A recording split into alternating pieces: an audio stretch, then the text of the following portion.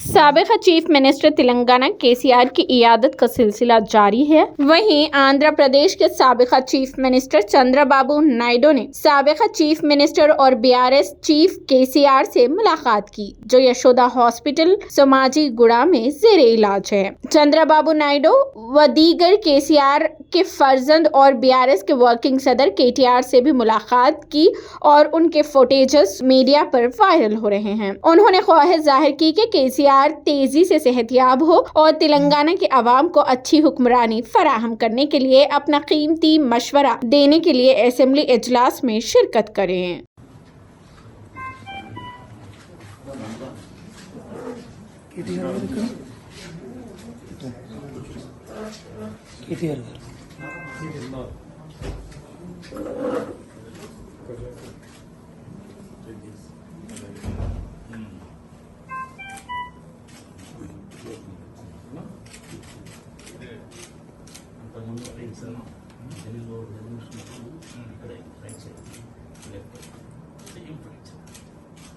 అప్పుడు ఎట్లయింది